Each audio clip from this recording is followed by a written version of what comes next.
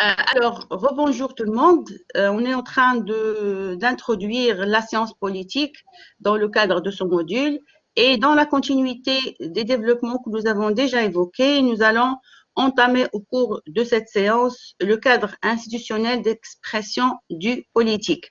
Donc, quand on dit le cadre institutionnel d'expression du politique, ça renvoie aux institutions où la politique, le politique s'exprime, se translate dans le cadre d'un ensemble d'institutions, un ensemble d'acteurs et de politiques publiques. D'accord? Donc, nous allons entamer ce cadre institutionnel dans son expression la plus privilégiée pour les auteurs de la science politique, c'est l'État. Donc, l'institution suprême, l'institution fondamentale d'expression du politique, c'est l'État. Et nous allons décortiquer cette notion d'État à travers plusieurs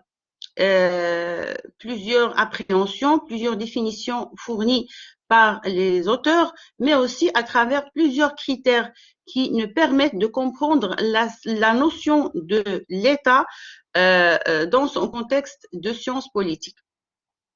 Donc, l'État, c'est, vous avez l'affichage devant vous? Non, madame. Il n'y a pas d'affichage? Maintenant? Maintenant, on fait. Oui? Maintenant, D'accord. on fait. Très bien. Donc, l'idée générale largement défendue par la science politique, c'est qu'il n'existe de politique sans État. Ça veut dire tout simplement qu'on ne peut pas parler de pouvoir politique, d'action politique ou bien d'acteurs politiques en absence de l'État. Vous savez ce que c'est que l'État? Donc, l'État, en arabe, Doula, et c'est l'institution suprême qui fédère toutes les institutions, que ce soit politiques, administratives ou autres, et qui permet la gestion des affaires de la collectivité publique sur un territoire, la collectivité, pardon, humaine sur un territoire déterminé. Donc, généralement, on dit que la reine privilégiée d'exercice du politique, c'est l'État et c'est l'incarnation institutionnelle du politique en général. Mais certains auteurs précisent que cette idée n'est pas toujours défendable. Elle est largement nuancée dans la mesure où on peut trouver le pouvoir politique dans des communautés qui sont organisées mais qui n'ont pas la qualité d'État. Donc, dans une petite communauté organisée autour de quelques chefs de guerre, par exemple, ou bien des chefs religieux comme le cas des Zawiyas, les cas de certaines institutions à caractère religieux, et aussi dans le cadre d'organisations tribales, d'organisations communales classiques. On peut trouver aussi l'expression du politique. Je prends l'exemple des vieilles organisations communales, tribales au Maroc, où les communautés étaient organisées sous forme de communes avec un amrar, avec un chef qui exerçait le pouvoir politique, mais donc ces organisations n'avaient pas la qualité d'État. Donc, selon les auteurs, il est possible d'observer des phénomènes politiques tels que des jeux de pouvoir et des décisions qui engagent la collectivité. Donc, l'exercice de pouvoir, l'idée c'est qu'on peut trouver le pouvoir politique au sein de communautés organisées, mais le cadre le plus privilégié d'expression du politique, c'est l'État, l'institution moderne organisée et qui, comme j'ai dit, fédère tout un ensemble d'institutions, que ce soit administratives, politiques, judiciaires, sociales ou autres. Toutefois, il est inconcevable de ne pas étudier l'État dans un cours de sciences politiques dans la mesure où l'État, c'est l'expression, comme j'ai dit tout à l'heure, du politique. Donc, pour mieux comprendre le phénomène politique, le pouvoir politique, il faut le mettre dans le contexte étatique. Il faut l'appréhender selon l'institution étatique pour mieux comprendre, pour mieux voir donc les différents soubassements institutionnels et juridiques de l'exercice du pouvoir. C'est clair? Oui, madame. Oui, madame. Donc, très bien. Donc, Oui, c'est dans clair. dans ce contexte-là, nous allons d'abord essayer, tenter de définir avec Max Weber, nous allons toujours nous référer à la conception weberienne de la notion aussi de l'État. Nous avons travaillé sur la conception weberienne du pouvoir politique. Maintenant, on va passer à la notion de l'État selon la définition fournie par Max Weber dans son célèbre ouvrage. Donc, je vais revenir tout à l'heure à la définition weberienne de l'État. Ensuite, nous allons étudier les principales composantes de l'État et les fonctions régaliennes de l'institution étatique. Et là, c'est très important parce que nous serons à la croisée des chemins avec le pouvoir, le droit constitutionnel ou même le droit international, où vous allez tenter aussi de définir la notion de l'État. Donc, retenez bien que la notion de l'État, c'est l'affaire du droit public dans le cadre des études juridiques. Donc, vous allez croiser la notion de l'État dans les matières qui relèvent de droit public, le droit constitutionnel, les relations internationales, la science politique, le droit administratif. Donc, au cours de vos études, au niveau de ces modules, vous allez vous allez tenter de définir, de comprendre la notion de l'État selon plusieurs approches, selon plusieurs appréhensions. D'accord? Donc, retenez bien l'importance capitale de la notion de l'État en droit public en général à travers ce que vous allez étudier. Donc, après, nous allons nous concentrer sur les formes internes de l'État, à savoir l'État fédéral et l'État unitaire. Donc, c'est les formes des États. Donc, voilà, nous avons trois approches pour tenter de définir, pour esquisser la définition de la notion de l'État, qui est l'expression institutionnelle du pouvoir politique. C'est clair? Donc là, après cette présentation générale de ce chapitre, nous allons passer à la définition weberienne de la notion de l'État. Et là, la définition weberienne, c'est la définition la plus simple qu'on peut trouver pour comprendre la notion de l'État. C'est une définition qui a été présentée par l'auteur dans son ouvrage Économie et société, tome 1, chapitre 1er. Et cet ouvrage, il est très important, où il a tenté vraiment de mettre les soubassements, les bases même de sa pensée politique. Donc, Max Weber apporte une définition de l'État qui est restée très, très célèbre. Et à chaque fois que vous cherchez définition de la notion de l'État, vous allez tomber sur cette définition de Max Weber. D'accord? Donc, sa définition, elle est célèbre et elle est devenue classique, y compris bien au-delà de la sociologie. Donc, on peut la trouver dans le champ politique en général. Pour lui, il précise, je vais vous lire la citation, la définition, puis on va la décortiquer. On va l'examiner, on va essayer de l'analyser élément par élément. Donc, dans cette tentative de définition, de compréhension, n'hésitez pas à poser des questions s'il fallait.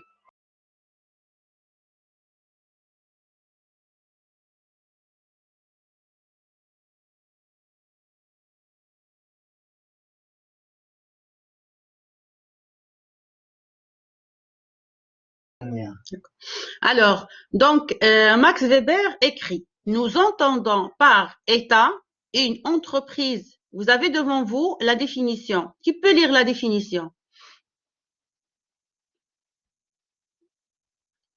Qui veut nous lire la définition? Oui, madame. Oui. Nous entendons par l'État une entreprise politique de caractère institutionnel et en tant que sa direction administrative revendique avec succès, dans l'application des règlements, le monopole de la contrainte physique légitime. Très bien. Très bien. Oui, Slimane, tu veux nous relire la définition, Slimane? Oui, madame. Oui, madame. Tu as la parole. Nous entendons par État une entreprise politique de caractère institutionnel lorsqu'étant lorsqu'étant que sa direction administrative revendique avec succès dans l'application des règlements le monopole de la contrainte physique légitime. Très bien. Donc là, vous avez déjà une notion que nous avons déjà, des termes que nous avons déjà définis. Qui peut me les rappeler? Dans cette définition, il y a des mots, des termes que nous avons déjà définis. Lesquels? Madame, le monopole, l'État. Oui? Ilyes, Madame, tu as la parole, Ilyes. Ilyes, tu as la parole.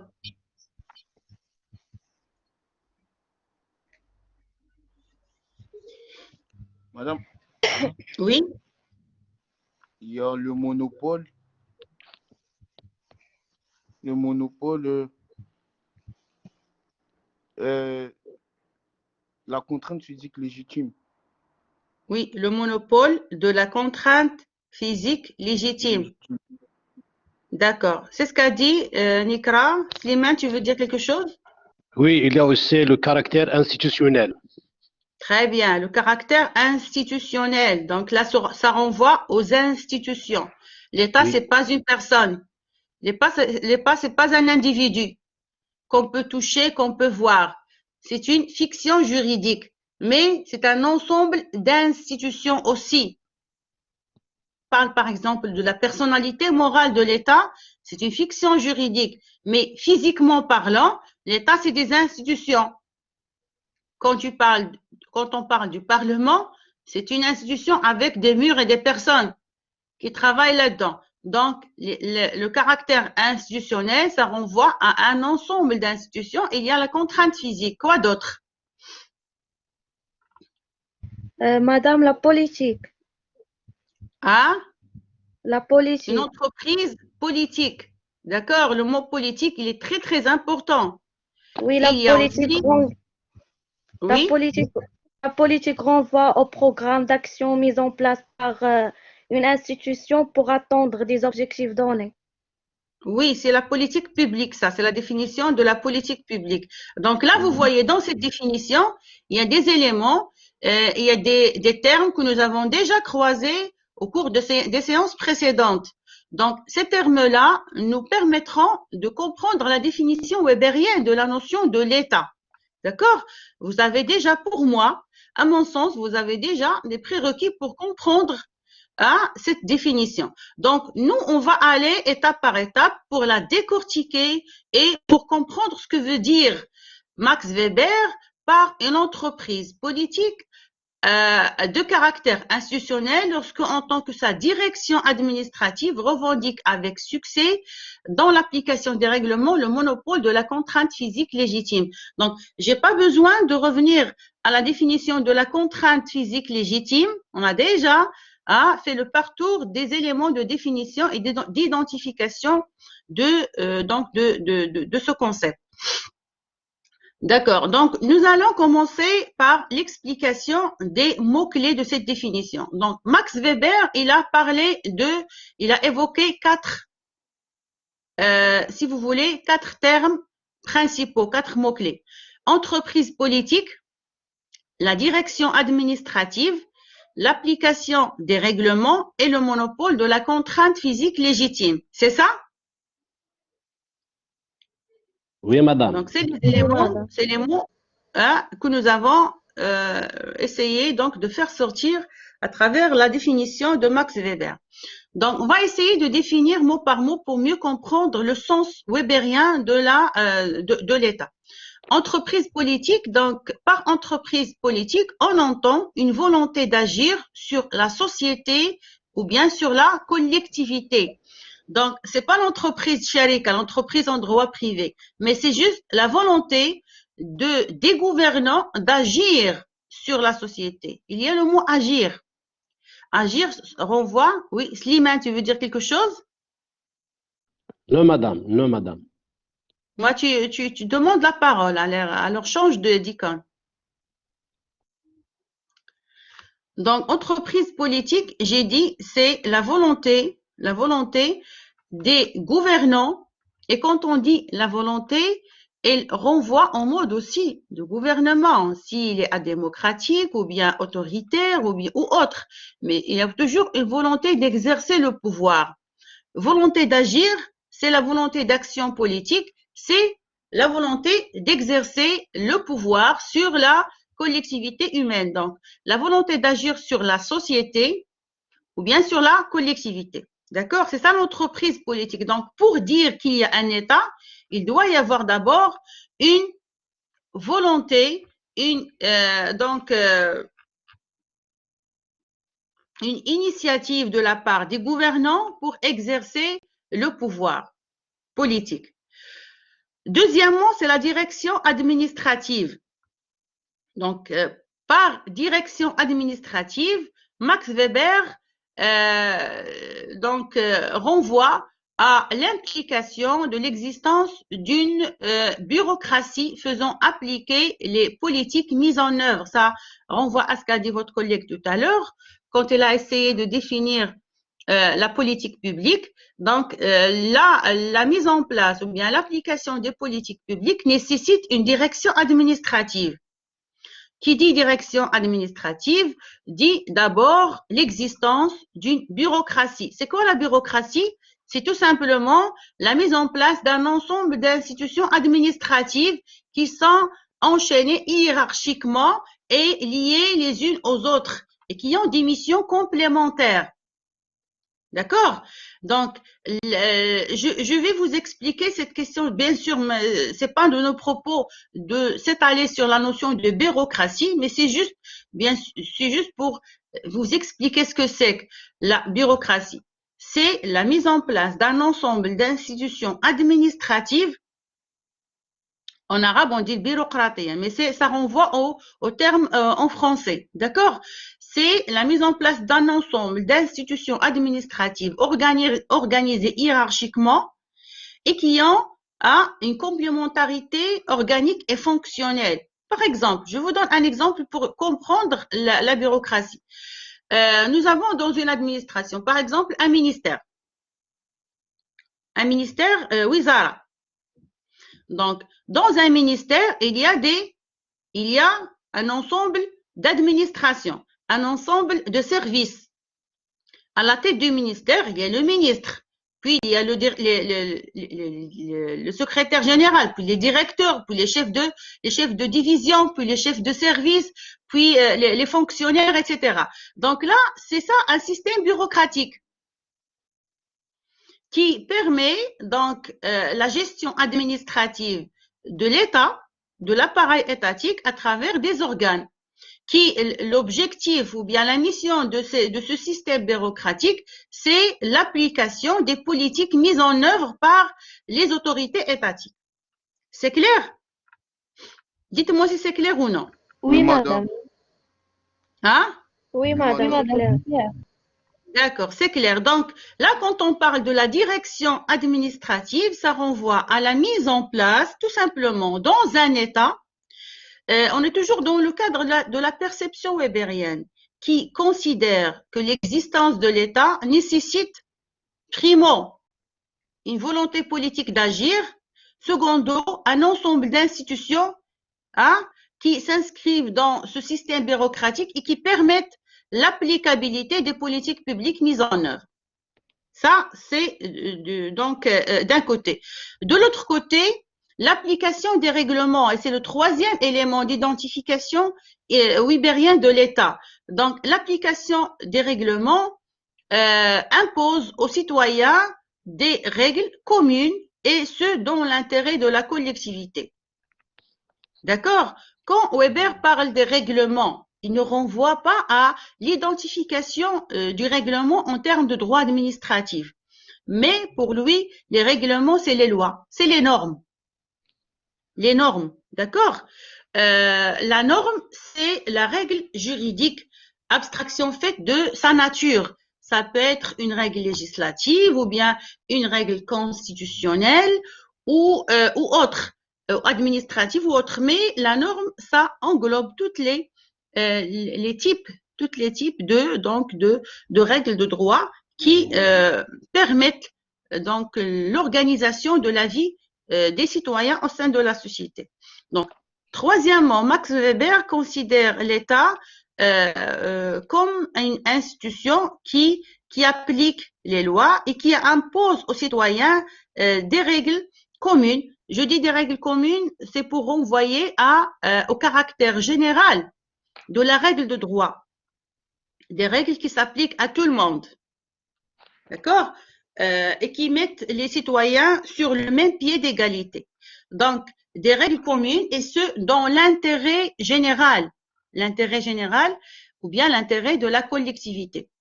On a déjà discuté ça quand on a parlé du pouvoir politique. On a dit que le pouvoir politique se translate, s'explique par la mise en place d'un ensemble de normes juridiques qui s'imposent à la collectivité et qui permettent et qui servent l'intérêt général. Et ça nous a aussi renvoyé à le sens, au sens même du contrat social, que ce soit selon la conception rousseauiste de Jean-Jacques Rousseau ou bien d'autres auteurs. Donc, quatrième élément qui permet aussi l'identification de l'expression institutionnelle du politique, c'est le monopole de la contrainte légitime. Je crois que nous avons déjà parlé de la contrainte légitime. Selon Max Weber aussi, seul l'État a le droit de contraindre physiquement par la force si c'est nécessaire et ce en toute légitimité. Donc, je ne vais pas trop m'étaler sur cette question de monopole de la contrainte légitime parce que nous avons investi donc un temps considérable dans la définition de cette notion. C'est clair? À moins si vous avez des problèmes, donc, et je peux revenir à la définition de la contrainte légitime. Il n'y a pas de problème, madame. Il n'y a pas de problème, c'est clair? Oui. Donc, pour ces 4 éléments d'identification, Slimane, veux-tu désactiver le micro, s'il te plaît?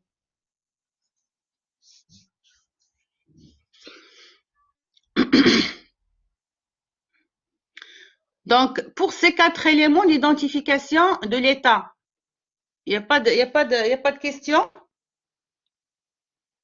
Non, madame. D'accord. Une seconde, s'il vous plaît, et je reviens.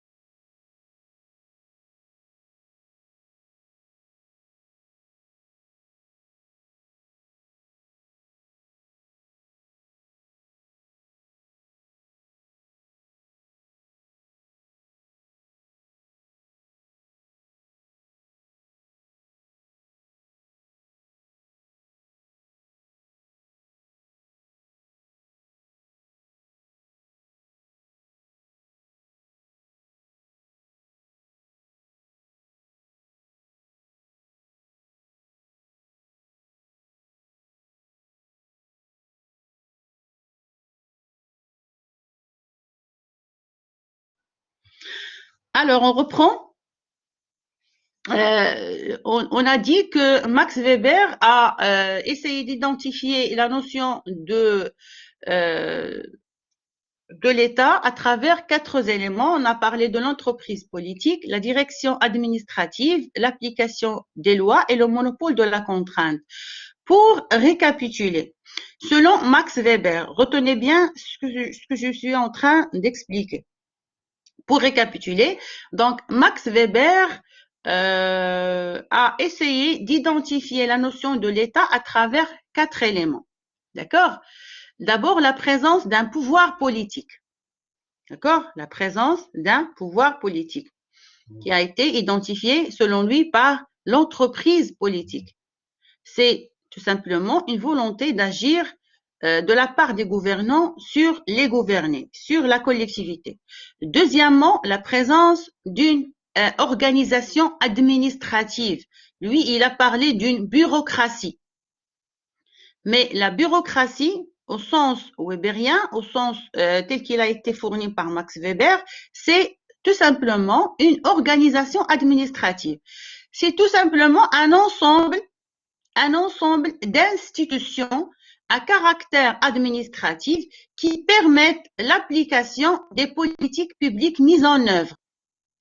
Parce que pour que l'État applique ces politiques publiques, il a besoin d'un ensemble d'institutions. C'est l'administration tout court. Troisième élément, c'est la présence aussi, où il y a la mise en place d'un ensemble de normes juridiques qui ont un caractère général et qui visent l'intérêt de la collectivité. Un ensemble de normes juridiques. C'est un cadre juridique qui réglemente la vie des citoyens au sein de la collectivité, au sein de la société. D'accord? Et le quatrième élément, c'est le monopole de la contrainte physique. Le monopole de la contrainte légitime, c'est un terme qui est largement défendu, un élément largement défendu par Max Weber. La contrainte légitime, on l'a déjà définie, et elle peut être donc physique ou morale, mais quand même Max Weber insiste sur la contrainte physique, c'est-à-dire le recours par l'État à la force si c'est nécessaire pour légitimer ses actions, pour faire appliquer, faire respecter donc ces directives. Et elle est légitime dans le sens où on a donc un sens qu'on a déjà expliqué dans les séances précédentes. C'est clair, on passe à autre chose si vous voulez. Si c'est clair. On passe, madame. D'accord. Oui, madame, c'est clair. Oui.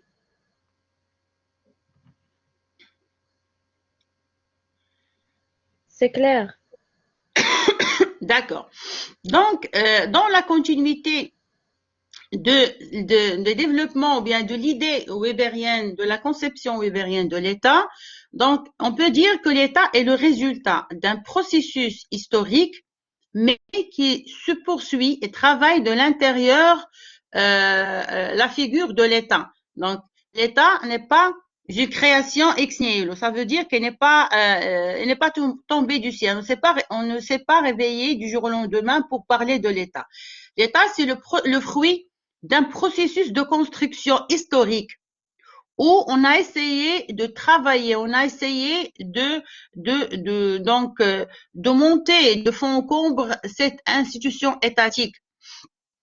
Et la traversée, bien sûr, on ne va pas faire un cours de l'histoire des idées politiques, mais les constructions étatiques étaient largement assujetties à des considérations de temps et d'espace et aussi des spécificités singulières des peuples et des communautés humaines.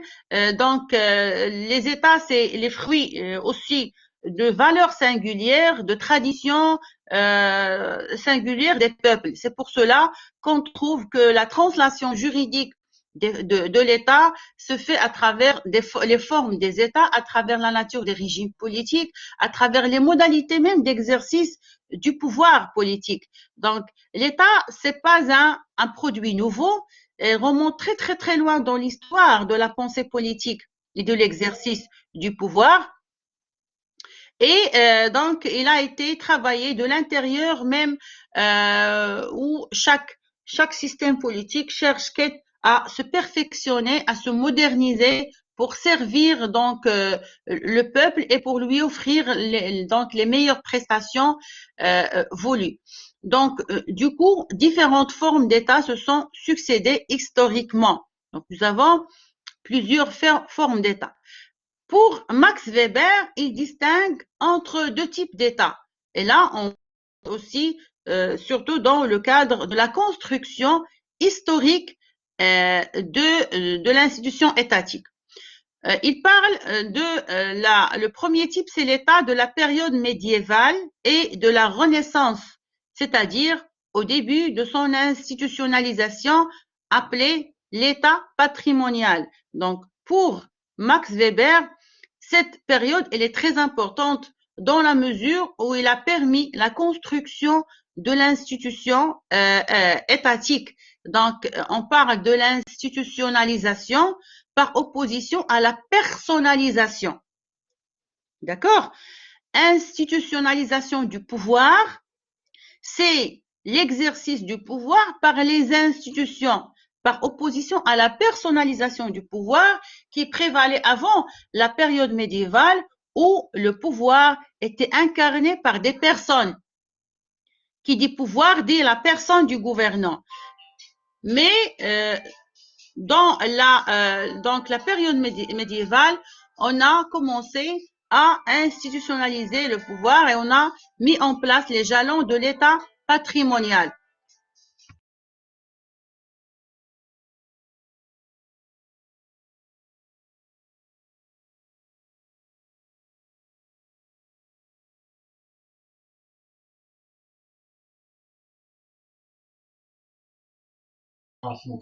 Donc, c'est le premier type d'État pour Max Weber. Le deuxième type d'État, c'est l'État contemporain, bien sûr après la mise en place de l'État institutionnel. C'est l'institutionnalisation achevée du pouvoir. Quand je dis institutionnalisation, ça renvoie à l'institutionnalisation du pouvoir politique. Donc, c'est l'État bureaucratique moderne qui incarne le triomphe de la domination légalo-rationnelle.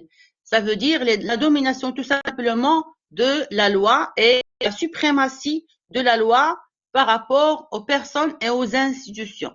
Et c'est là où on va commencer à parler de l'État de droit, l'État bureaucratique moderne, l'institution étatique démocratique, etc., etc. Donc, nous allons nous focaliser sur le deuxième type d'État qui nous concerne, qui nous intéresse pour mieux comprendre cette notion et pour donc appréhender son sens. C'est clair jusque-là? Est-ce que vous avez compris cette typologie, si vous voulez, de l'État, typologie weberienne de l'État? C'est clair? Oui, juste là, c'est clair. Oui, D'accord. madame. Oui, madame. Donc, d'accord. Donc, à partir de 1949, et là, comme vous savez, si on veut contextualiser l'année 1949, c'est la période post-guerre mondiale. Donc, c'est après la deuxième guerre mondiale. Donc, la condition du droit international de l'ONU, c'est quoi? Qui peut me dire ce que c'est que l'ONU? Oui, Ashraf? Organisation des Nations Unies. Très bien, c'est l'Organisation des Nations Unies. Donc, cette organisation qui a remplacé la SDN, la Société des Nations, qui a été mise en place après la Première Guerre mondiale. Donc, on l'a remplacée par l'Organisation des Nations Unies après la Deuxième Guerre mondiale, une organisation internationale qui organise les relations internationales entre les États et qui est composée actuellement presque par la totalité, à part quelques petits États, quelques États aussi, donc la totalité des États du monde. Donc l'ONU est là longtemps débattu la notion de l'État. Donc on a la Commission de droit international a essayé aussi de définir la notion de l'État à travers le débat, à travers donc plusieurs esquisses de définition. Donc, un consensus se fit autour d'une définition rapportée en 1956 par le rapporteur spécial Fitzmaurice, qui devait en principe devenir l'article 3 de la Convention sur le droit des traités. Et là, on va voir la définition faite par ce rapporteur.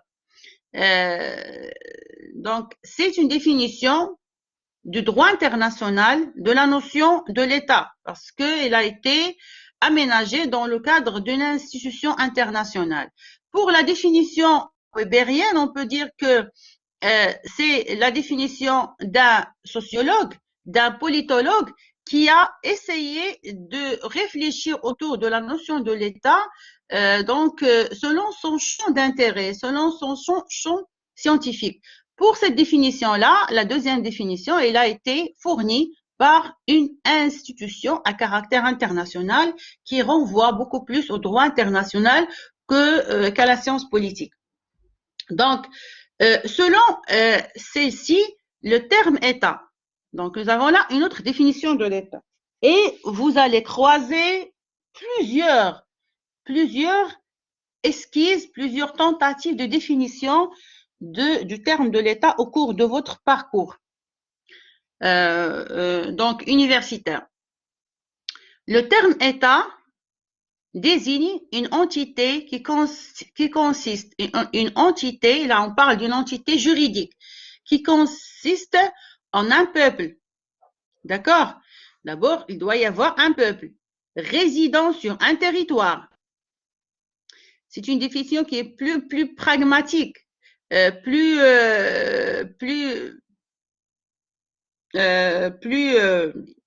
je dis pas plus réel, mais quand même trop simple, facilement compréhensible par rapport à celle fournie par Max Weber. Donc, et c'est la définition reprise par le droit constitutionnel. Vous allez croiser cette définition au droit constitutionnel aussi. Donc, c'est une entité qui consiste en un peuple, donc il doit y avoir un peuple résidant sur un territoire, d'accord?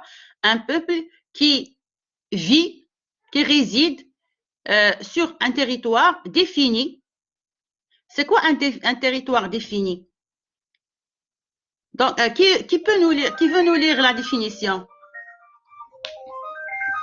Qui veut nous lire la définition? Oui, madame. Oui, Khadija? Oui, madame. Khadija? Alors, le terme d'État, oui, madame, oui, je vous écoute. Vous m'écoutez, madame? Oui, madame. Oui, Khadija.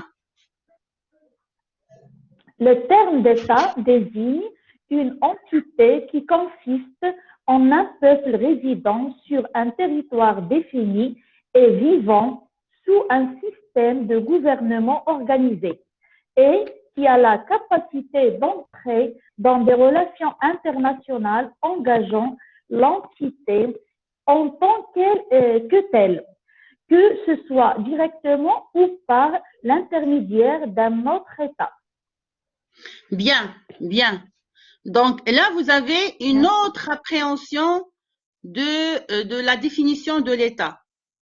Selon ce rapport, l'État, c'est un peuple qui réside sur un territoire défini. Quand on dit un territoire défini, ça veut dire un territoire dont les frontières sont définies. Il est identifiable. خلي قول له راه ماما كتقري ما عنده كيهدر هدر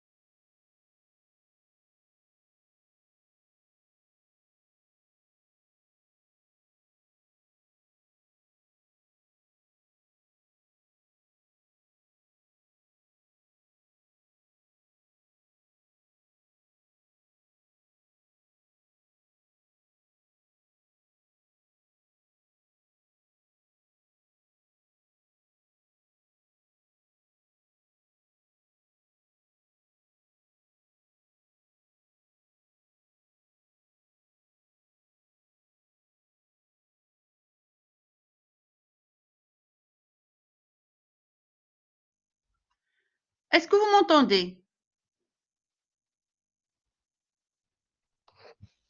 Maintenant, oui. Non, pardon, ça fait longtemps que j'étais en train de parler alors que j'ai oublié d'activer le micro. Pardon. Non, on n'a pas entendu depuis presque 2 minutes. Oui, oui, moi j'étais en train d'expliquer et j'ai oublié d'activer le micro. Donc je dois tout reprendre. Oui, merci, Je dois madame. tout reprendre. Et je parlais à Yaris, j'ai posé la question à Yaris alors que vous n'avez même pas entendu ce que je disais. Donc, je Madame, j'ai parlais rien de... entendu. Oui, c'est pas grave. Je vais reprendre. Je parlais de la définition de cette commission de droit international qui présentait l'État comme une entité, et moi je dis entité juridique, qui consiste en un peuple résidant sur un territoire défini. Un peuple, ça veut dire une collectivité humaine résidant sur un territoire défini. Résident, ça veut dire vivant sur le territoire. Et là, il ne parle pas de la nationalité, mais il parle juste de peuple résident, ça veut dire qui réside sur un territoire défini. Qu'est-ce qui définit le territoire, à votre avis? Madame, ce sont C'est les frontières. les frontières. Très bien, ce sont les frontières. Bien. Les frontières. Très bien. Donc, vous allez voir ça, on va le voir ultérieurement, défini par des frontières qui sont reconnues et vivant sous un système de gouvernement. Ça veut dire que le peuple vit sur un territoire, mais il est soumis à un système de gouvernement. C'est ça le pouvoir politique. Il est soumis à un pouvoir politique. Donc, ça, c'est la définition c'est les 3 éléments principaux d'identification d'un État. Bien sûr, vous allez croiser ces éléments d'identification, droit constitutionnel surtout, ou bien droit international. 4e élément qui permet, donc vous avez là l'État, la collectivité humaine, le territoire, le pouvoir politique. Mais pour cette définition, il rajoute un 4e élément, c'est la capacité d'entrer dans les relations internationales. D'accord? La capacité de l'État d'entrer dans les relations internationales. Donc, qu'est-ce qui permet, selon vous, un État d'entrer? Par quel moyen il intervient dans les relations internationales? Par quel s'engager dans les relations internationales? Yari? Mais madame, je ne vois pas trop. Madame, Oui, oui, je vous écoute. je dis que je n'ai pas la réponse. Ah oui, Slimane, tu veux dire quelque chose? Oui, par exemple, des institutions qui ont des relations avec l'étranger. Par exemple, le ministère de l'étranger, c'est comme ça, je crois. Oui, d'abord, Des c'est affaires vrai. étrangères, Très bien. des affaires étrangères. Oui, en interne, par la mise en place d'institutions qui représentent l'État dans la scène internationale. Par exemple, Oui. le Maroc, il est représenté sur la scène internationale par le ministère des Affaires étrangères, par la mise en place donc c'est pas les consulats, mais c'est les ambassades, à travers les ambassadeurs. Donc, il y a une différence, entre l'ambassadeur et le consul. Le consulat, c'est pas l'ambassade. Quelle est la différence entre les deux?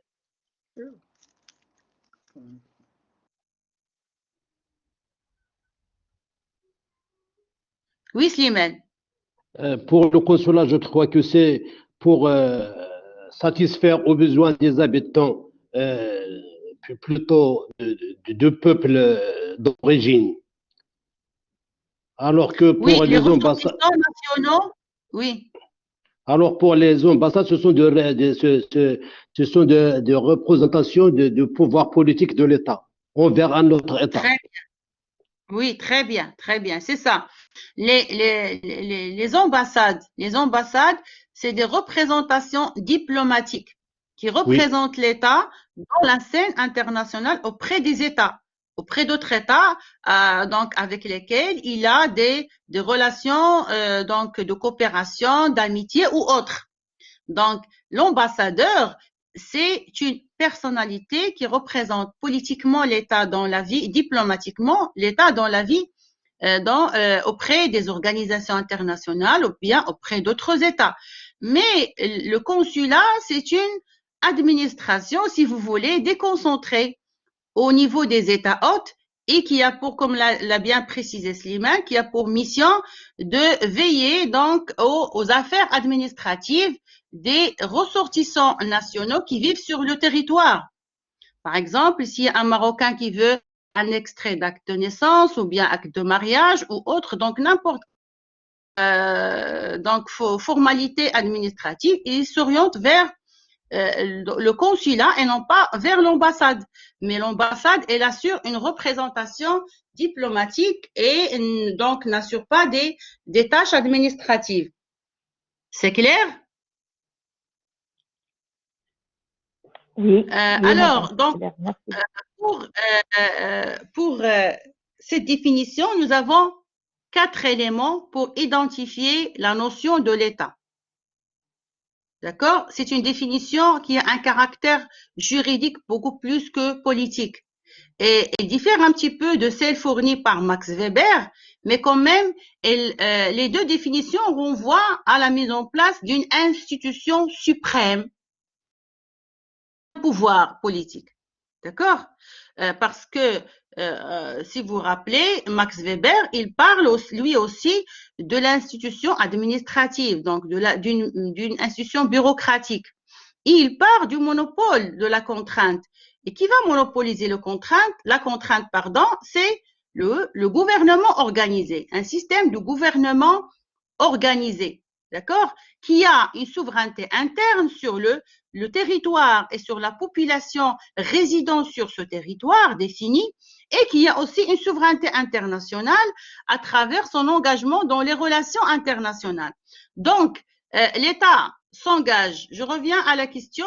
Slimane nous a donné un élément de réponse. Il a parlé de la représentation de l'État à travers des organes diplomatiques.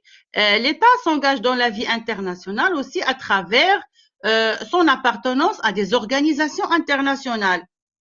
Par exemple, le Maroc ou tout autre État est membre de plusieurs organisations internationales, que ce soit internationales, mondiales, comme le cas de l'Organisation des Nations Unies, et les autres organisations spécialisées y afférentes, ou bien membres d'organisations régionales. Le Maroc, il est membre de l'Organisation des Nations Unies, il est membre aussi de l'Union africaine, il a des relations très importantes, des accords de coopération avec l'Union européenne, il a des accords bilatéraux avec plusieurs États, et il y a des relations de jumelage entre les villes marocaines et les villes étrangères. Donc, nous avons tout un système de vie internationale qui permet à l'État marocain de s'engager dans les relations internationales. Là, que ce soit à travers une relation directe ou bien à travers donc des accords d'attachement à des organisations internationales. Cette définition, est-ce qu'elle est claire? Oui, madame, elle va bien, on comprend. Vous avez noté les 4 éléments. Vous Oui, les madame. avez bien notés sur votre cahier. Oui, madame. Oui, nous allons revenir. Qui peut me rappeler les 4 éléments d'identification de l'État? Madame, il y a la population, Oui. le territoire, Mhm.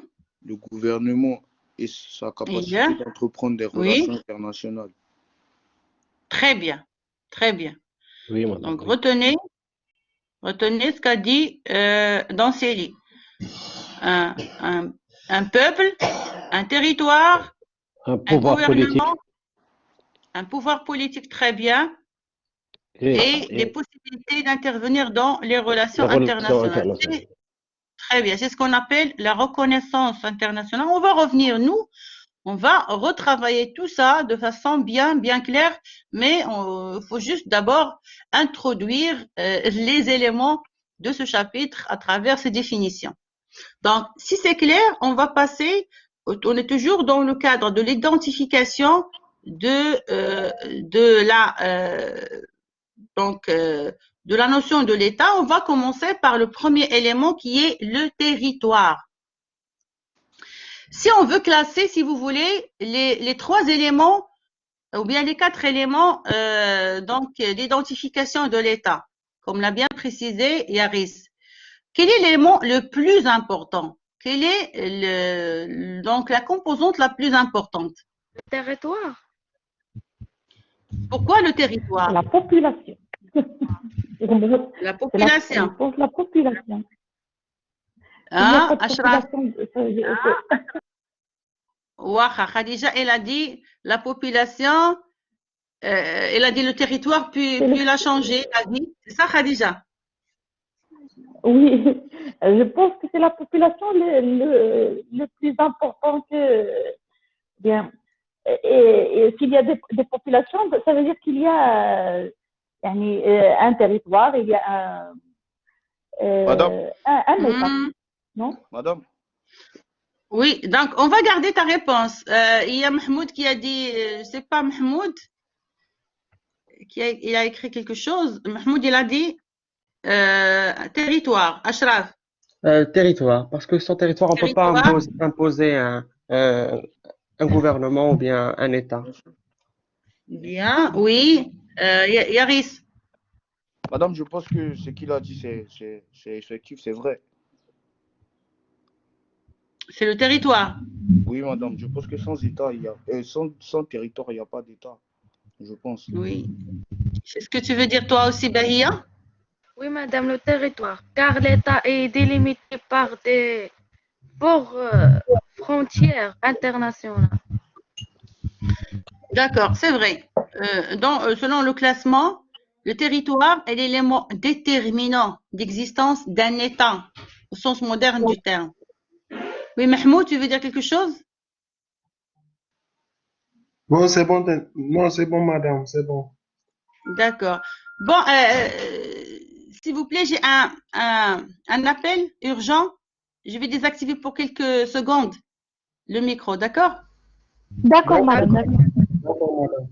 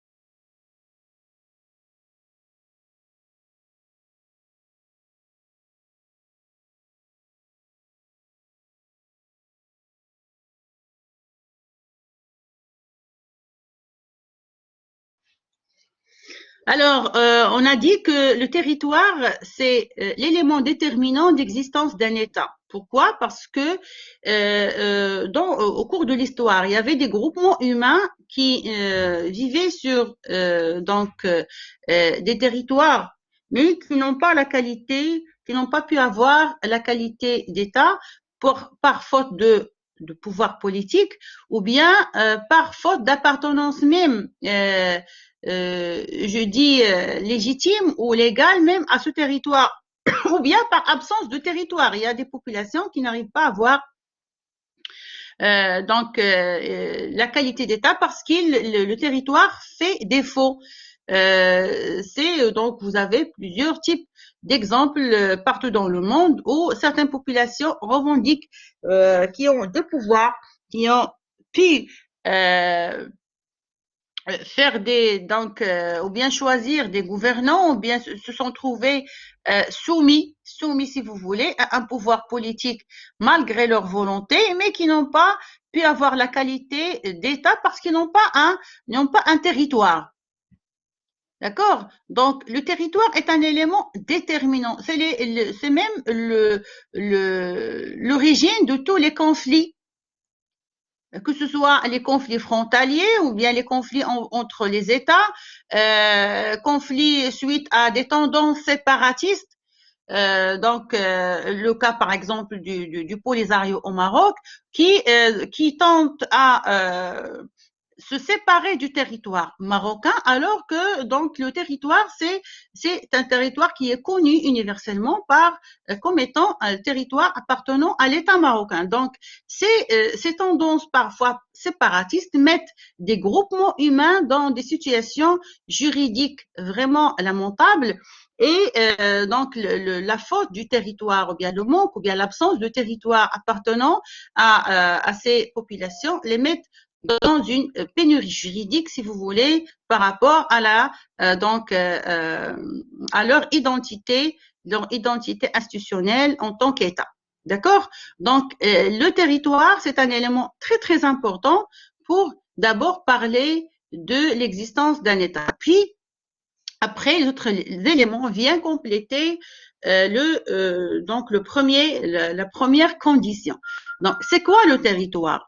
Donc, le territoire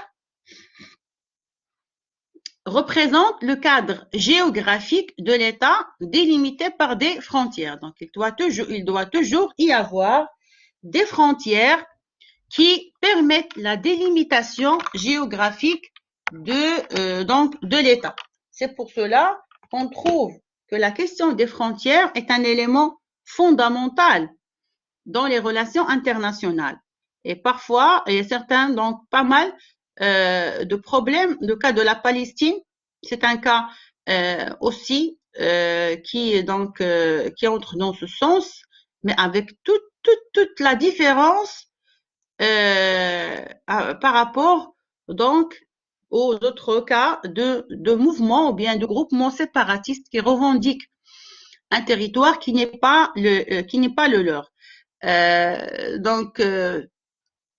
Vous avez là l'élément déterminant, c'est le cadre géographique. Deuxième élément, c'est les frontières.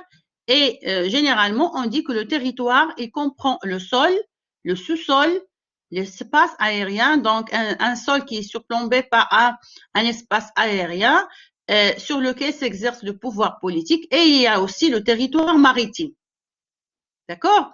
Donc, quand on dit territoire, c'est pas seulement le sol, mais aussi le sous-sol et l'espace aérien qui surplombe l'espace terrestre et aussi l'espace maritime.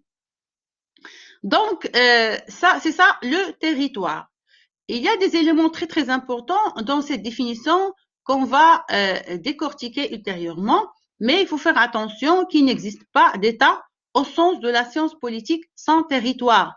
Donc, pour dire un État, au sens de la science politique, un État qui est considéré comme une entreprise politique gérée par des organisations institutionnelles avec un pouvoir, une autorité légitime, donc elle doit ipso facto, elle doit obligatoirement obéir à cette condition d'existence d'un territoire. C'est clair jusque-là? Oui, Vous n'avez madame, pas de c'est clair. questions? Oui, madame, c'est clair. Non, c'est bien ça. C'est clair. Oui, c'est D'accord. clair. Donc, Cette on va définition- passer à la question des frontières. D'accord? Les frontières, un État est délimité par des frontières internationalement reconnues. C'est ce qu'on appelle la reconnaissance internationale des États.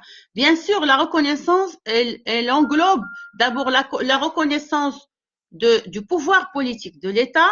La reconnaissance internationale, c'est quoi? C'est quoi d'abord la reconnaissance? اعتراف دولي. La reconnaissance internationale.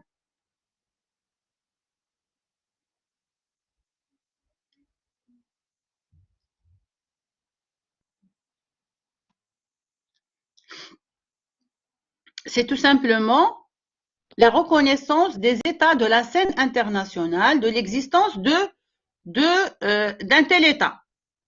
Oui, Slimane. Oui. Oui, madame, c'est-à-dire que cet État est légitime dans ce territoire. Oui, il exerce, c'est vrai. Ça veut dire que les États reconnaissent la légitimité du pouvoir en place qui s'exerce sur un territoire déterminé. Donc, tous les États reconnaissent le Maroc comme un État souverain, en interne et en international. Tous les États qui sont dans l'Organisation des Nations Unies bénéficient de la reconnaissance des autres États. Mais pour certaines entités qui revendiquent ou bien qui prétendent la qualité d'État et qui cherchent cette reconnaissance, il est difficile de la faire valoir parce qu'ils n'ont pas donc l'élément fondamental qui est le territoire. D'accord? Bien sûr, abstraction faite de la spécificité de chaque dossier, de chaque problème, de chaque organisation, mais quand même, donc, pour qu'il y ait une reconnaissance internationale, l'entité juridique doit répondre à ces quatre éléments. D'abord, avoir un territoire, une population, un pouvoir politique et une reconnaissance internationale. D'accord? Reconnaissance internationale en termes quantitatifs, ça veut dire que la plupart des États et non pas une reconnaissance insignifiante de la part de quelques États, mais la reconnaissance doit être faite au sein de l'Organisation des Nations Unies. Donc, les frontières d'abord, elles délimitent l'État et c'est des frontières internationalement reconnues, approuvées par les États. En pratique, les frontières sont reconnues par des accords bilatéraux ou multilatéraux enregistrés aux Nations Unies.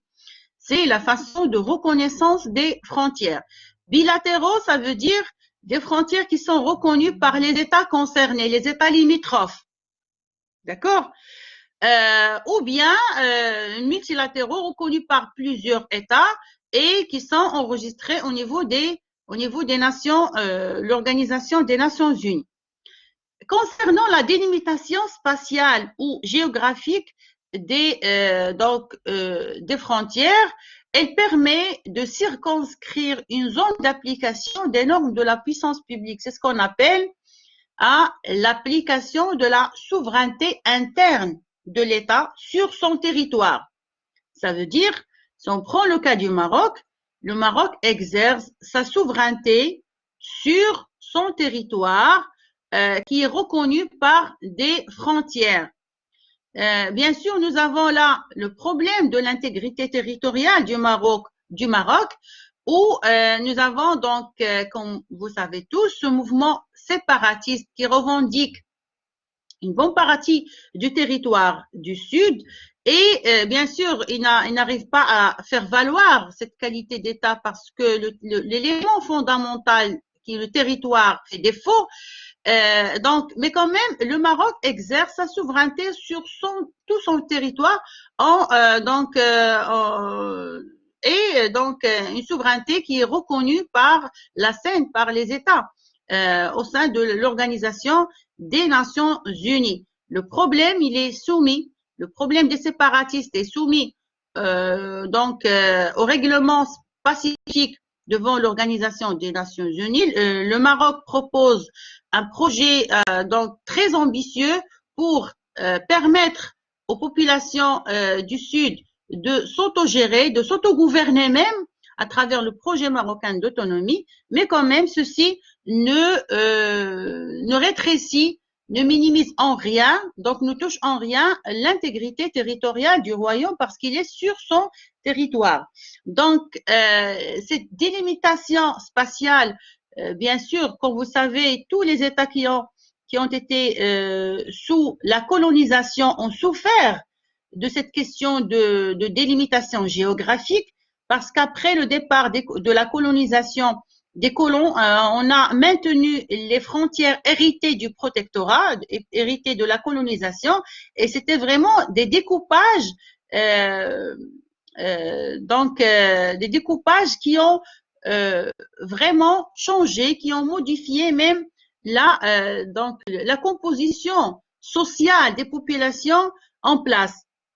On a réparti des tribus par deux, on a divisé des peuples, on a changé l'organisation démographique et la nature démographique de certains territoires, mais quand même l'Organisation des Nations Unies a décidé de maintenir les frontières héritées du protectorat. C'est ce qui a généré, quand vous le constatez, c'est ce qui a généré des conflits frontaliers très sanglants, que ce soit en Afrique ou ailleurs. Mais quand même, dans la plupart des cas, on a maintenu les frontières héritées du protectorat. Il y a certaines frontières qui ne sont même pas déterminées. Comme le cas, par exemple, des frontières entre le Maroc et l'Algérie, c'est un vaste Sahara qui n'est pas vraiment déterminé et qui prête à des problèmes. C'est pour cela que les États ont maintenu ou bien ont établi des frontières à travers des accords bilatéraux ou bien même des accords multilatéraux. D'accord? C'est pour réglementer cette question de frontières de façon amicale dans le cadre d'accords bilatéraux entre les États concernés. Donc, la délimitation spatiale permet à l'État d'exercer son pouvoir sur son territoire à l'égard de sa population. Et là, nous avons deux types de frontières. Il y a les frontières naturelles et il y a les frontières superficielles. Donc, que dit-on par frontières naturelles? C'est quoi les frontières naturelles?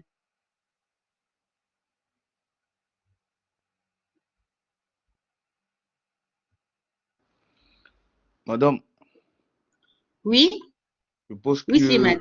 je pense qu'une frontière naturelle, c'est un espace qui était là, en fait, qui délimite les deux pays. Or, une frontière artificielle, c'est un pays qui met des barrages pour délimiter l'espace.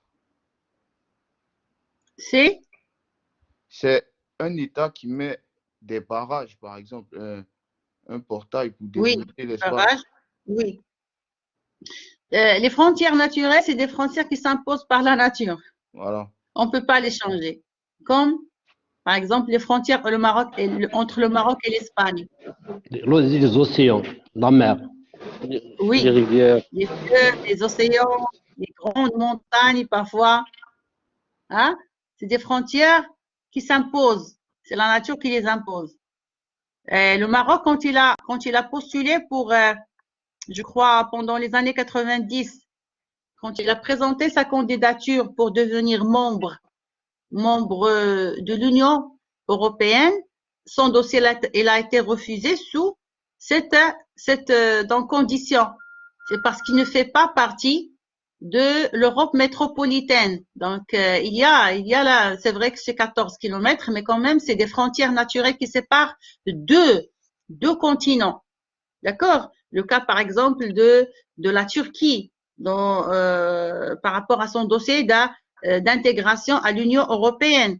Donc, il y a vraiment des problèmes. C'est vrai que la Turquie, ça pose pas de problème de frontières naturelles, mais quand même, il y a d'autres d'autres problèmes politiques qui sont très importants et qui bloquent donc l'intégration de la Turquie à l'Union européenne. Mais quand même, les frontières naturelles, c'est des frontières qui s'imposent aux États et qui obligent donc le respect dans la répartition donc des limites territoriales.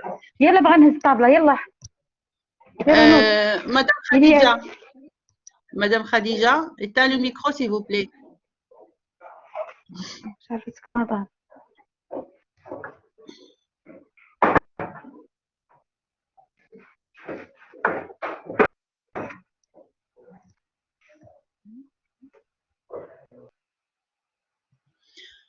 Donc, voilà, il y a les frontières superficielles ou bien les frontières artificielles, si vous voulez. C'est les frontières qui ont été, qui sont l'œuvre de l'homme, l'œuvre des êtres humains. Des frontières qui sont soumises à plusieurs considérations, des considérations historiques, des rapports de force, donc la colonisation qui a vraiment généré des problèmes de frontières entre les États, surtout parce que si on prend juste le cas du continent africain, avec l'avènement du protectorat, donc les colons, je dis pas, moi je parle beaucoup plus de colonisation que de protectorat. Donc les colons ont réparti le gâteau africain selon leurs envies, selon leurs intérêts, et ils ont vraiment laissé derrière eux, après le mouvement de décolonisation, des États vraiment avec des frontières qui ne sont pas claires, ou bien et ce qui a généré, comme j'ai dit tout à l'heure, des problèmes sanglants, des problèmes frontaliers très très très graves, qui ont eu des conséquences néfastes sur même le développement du continent. Donc, c'est juste quelques idées par rapport à cette question de frontières, et vous aurez l'occasion, Inch'Allah, au niveau de votre cours de droit constitutionnel, de mieux approfondir les explications par rapport à ces questions-là. Il y a une question qui se pose. Existe-t-il des États sans frontières? C'est la question que sans territoire. C'est une pure fiction dans la mesure où on dit même que c'est impossible. Selon Max Weber, selon le droit international, selon le droit constitutionnel comparé, on ne peut pas parler d'un État sans territoire. Donc, l'élément territorial, il est très déterminant pour la reconnaissance, pour l'existence même de l'État. Donc, dans le cas où il y a l'invasion du territoire, ou bien l'occupation totale d'un territoire, dans ce cas, l'État survit-il à l'occupation de son territoire? Et là, on a l'exemple du Koweït. Si vous vous rappelez, quand l'Irak a envahi par décision de Saddam Hussein, c'est ce qui a généré la guerre du Golfe après, a décidé d'envahir, d'occuper le territoire koweïtien sous prétexte que le Koweït c'est une province de l'Irak. Donc là, le gouvernement koweïtien s'est évadé, je ne sais pas auprès de quel État, mais donc il a quitté le territoire, il a continué à exercer ses compétences à travers l'extérieur. Et là, il s'est posé la question de la continuité de l'État, parce que le gouvernement, il n'est pas là, le territoire, il est occupé, donc est-ce qu'il y a un État koweïtien? Donc, est-ce qu'on peut parler? La population, elle est sur le territoire, elle n'a pas quitté le territoire, mais nous avons des éléments qui ont posé problème. D'abord, l'absence du gouvernement, l'absence du pouvoir politique, et l'occupation du territoire. Bien sûr, au droit international, on n'a pas trouvé c'est vrai qu'après l'achèvement de la guerre, le gouvernement a pu rejoindre son territoire et l'État a repris le cours normal des choses. mais quand même, ça a posé des questions juridiques très importantes en droit international, même en droit interne. C'est du point de vue juridique, on n'a pas trouvé de réponse claire. Et là, le droit se borne à enregistrer un fait politique, celui de la reconnaissance par les autres États d'une situation donnée.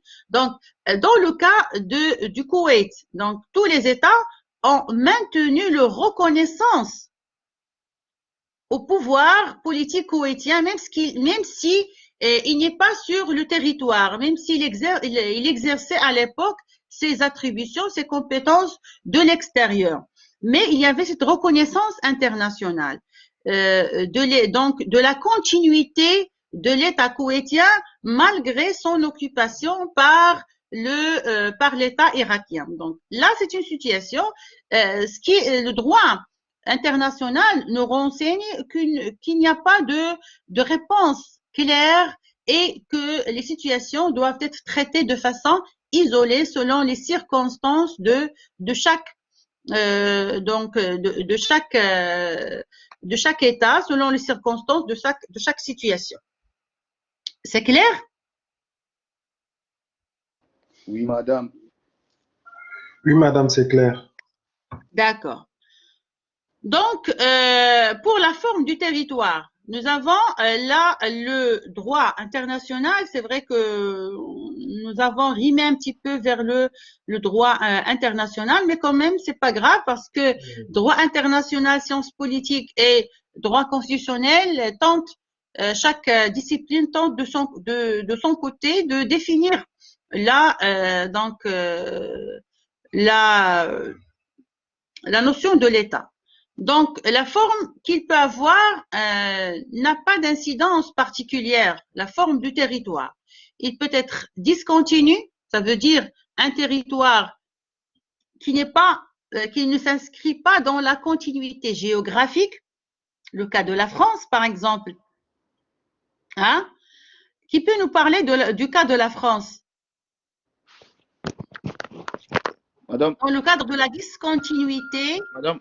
La discontinuité du territoire français. Oui, Ashraf. Il se compose, on peut dire, comme de deux éléments. Il y a l'outre-mer et la métropole. L'outre-mer, c'est des îles à travers le monde, comme la Polynésie, la Réunion, la Guadeloupe, etc. Très bien, Ashraf. C'est bien, très bien, c'est ça. Donc, le territoire français, il est composé, comme l'a bien précisé Ashraf, de deux composantes. Il y a la France métropolitaine, qui est sur le territoire européen, et il y a les îles, que ce soit en Amérique du Sud ou bien en Afrique, qui sont le résultat de la colonisation, et la France a maintenu sa souveraineté sur ces îles qui sont considérées comme la continuité du territoire français. Et il y a donc là le territoire qui s'inscrit dans la continuité. Ça peut être une grande superficie territoriale comme le cas du continent, le cas de l'Amérique du Nord, les États-Unis. Comme vous savez, les États-Unis, c'est peut-être le grand État du monde où il est composé de combien d'États? Oui, Ashraf. 50. Il est composé de 50 États. Donc, l'État fédéral américain est composé de 50 États. Chaque État dispose de son propre. On va revenir à cette question de forme d'État ultérieurement pour comprendre l'aménagement du pouvoir au sein des États partout dans le monde. Ou bien ça peut être un territoire petit, comme le cas du Vatican. Comme vous savez, le Vatican, c'est un petit État près de l'Italie et qui a une vocation religieuse, qui garde son impartialité et qui n'est pas membre de l'Organisation des Nations Unies. Donc, c'est un tout petit État. Il y a plusieurs petits États qui sont vraiment et qui ont la qualité d'État malgré leur taille. Donc, le droit renseigne que la forme du territoire n'est pas vraiment déterminante pour l'existence de l'État. Donc, la conclusion, c'est qu'il n'y a aucune condition particulière relative à la taille ou à la forme du territoire. L'essentiel, c'est que le territoire doit être reconnu comme comme un espace de vie d'une collectivité sur lequel s'exerce un pouvoir politique et qui bénéficie d'une reconnaissance internationale. C'est des éléments très importants pour identifier l'existence de l'État. D'accord? Donc, après le territoire, on va passer à la population. Et là, moi, je propose de nous arrêter sur cet élément de territoire pour pouvoir entamer la séance prochaine, Inch'Allah, les explications concernant les autres éléments d'identification de l'État. Est-ce que c'est clair jusque-là? Oui, madame, c'est très clair. Oui, madame. Oui, madame. Ah, c'est Oui, clair, vous madame. n'avez pas de questions à poser? Madame, ça va? Oui, qui demande la parole? C'est Yaris? Non, madame, je dis que ça va, ça va. Ça va, c'est bien? Vous avez pris vos notes? Oui. Alors, donc, je vous donne rendez-vous la semaine prochaine, Inch'Allah. Si vous avez des questions, n'hésitez pas à les noter et de me les poser au début de la séance prochaine, Inch'Allah. D'accord? Bon, madame. Allez, Oui, bonne madame, journée. merci beaucoup. Merci beaucoup. Merci. Bonne journée. Madame. Merci. Merci.